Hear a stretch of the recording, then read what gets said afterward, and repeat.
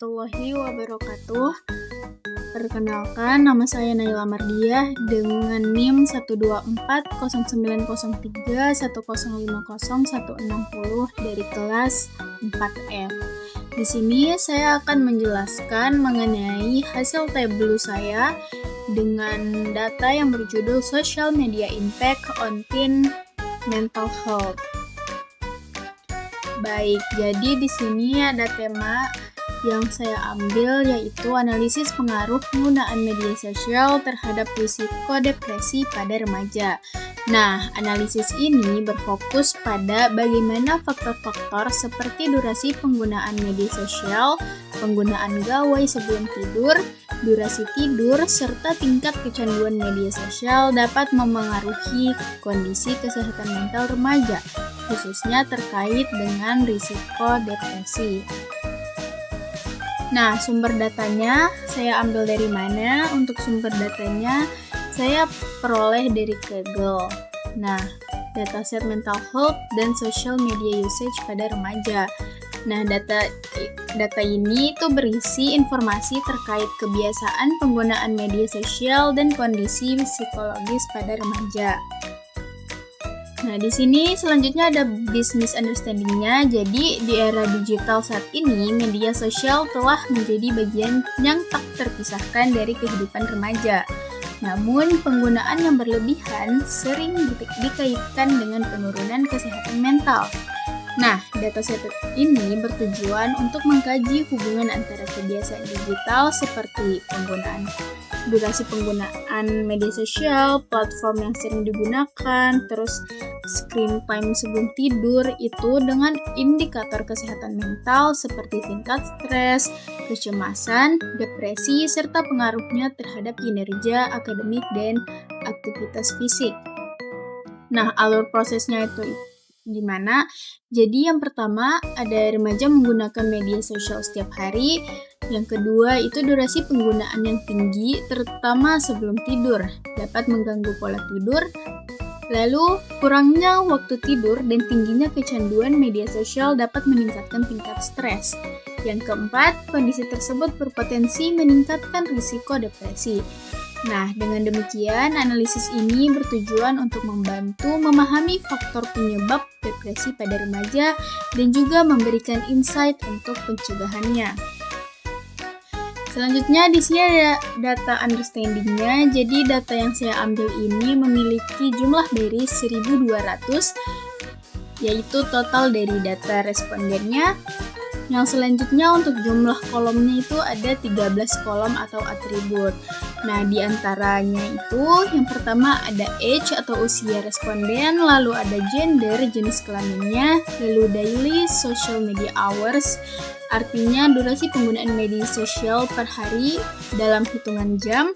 Lalu ada platform usage, yaitu platform yang paling sering digunakan, entah itu Instagram, TikTok, ataupun keduanya. Lalu ada sleep hours, yaitu durasi tidur hariannya, lalu screen time before sleep, yaitu durasi penggunaan gadget sesaat sebelum tidur.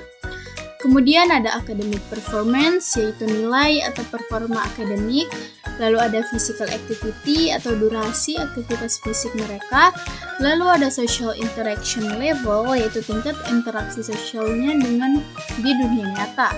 Lalu ada stress level, yaitu skor tingkat stresnya dihitung dari skala 1 sampai 10. Lalu ada anxiety level, yaitu skor tingkat kecemasan mereka. Lalu addiction level, skor tingkat kecanduan media sosial. Dan juga yang terakhir ada depression level atau indikator depresi, yaitu yang dimana kalau misalnya menunjukkan 0 berarti mereka tidak depresi, jika 1 berarti mereka depresi. Nah, dalam data yang saya ambil ini beberapa variabel utama yang akan dianalisis, yaitu ada age atau usia remajanya, selanjutnya ada daily social media hours-nya, lalu screen time before sleep, sleep hours, addiction level, academic performance, stress level, depression level, dan juga platform. Nah, untuk data yang saya analis ini fokus utamanya itu diberikan pada hubungan antara screen time before sleep dengan depression label, lalu hubungan sleep hours dengan depression label, lalu hubungan antara addiction level dengan academic performance, lalu ada hubungan age dengan daily social media usage, dan juga hubungan antara platform dan juga stress level. Kemudian di sini ada 6 step data analysis prosesnya. Yang pertama tentunya kita step pertamanya itu ask, yang dimana kita menentukan dulu semua pertanyaan yang akan kita analisis nantinya. Nah, di sini untuk 5 pertanyaannya, saya yang pertama ada di antara penggunaan Instagram, TikTok ataupun keduanya, platform mana yang menunjukkan rata-rata skor tingkat stres tertinggi. Kemudian pertanyaan yang kedua, bagaimana pengaruh durasi penggunaan gawai tepat sebelum tidur terhadap risiko label depresi? Kemudian yang ketiga, apakah terdapat perbedaan signifikan pada nilai akademik antara remaja yang masuk kategori kecanduan medsos tingkat tinggi? Yang keempat, faktor atribut mana yang memiliki pengaruh atau korelasi yang paling kuat terhadap kemunculan label depresi? Dan yang terakhir, ada pada rentang usia berapa remaja dalam dataset ini cenderung menghabiskan waktu paling lama di media sosial. Tahap kedua yaitu prepare. Nah, pada tahap ini itu dilakukan pengumpulan dan pemahaman terhadap dataset yang digunakan. Nah, dataset yang digunakan berisi beberapa variabel seperti yang telah saya sebutkan sebelumnya, yaitu yang pertama screen time before sleep, depression label, dan variabel lainnya jika ada. Nah, data ini dikumpulkan dari sumber data tertentu dan disiapkan dalam format yang akan dianalisis. Nah, di sini saya sudah mencantumkan ada file Excel-nya juga dalam spreadsheet. Nah, langkah yang selanjutnya yang ketiga itu proses. Nah, tahap ini itu bertujuan untuk memastikan datanya bersih dan siap untuk dianalisis. Untuk langkah-langkahnya sendiri, di sini yang pertama yaitu saya akan menghapus data duplikat, yang kedua menangani missing value, selanjutnya memastikan tipe datanya sesuai numerik ataupun kategorinya, lalu memeriksa outlier. Nah, contohnya itu seperti data screen time before sleep dipastikan dalam bentuk numerik dan depression label dalam bentuk kategori, yaitu 0 dan 1. Yang dimana seperti yang telah saya jelaskan sebelumnya, 0 itu berarti tidak depresi dan 1 itu berarti depresi. Kemudian yang keempat itu akan dilakukannya tahap analyze. Nah, tahap ini tuh dilakukan untuk menganalisis menggunakan tools seperti Tableau.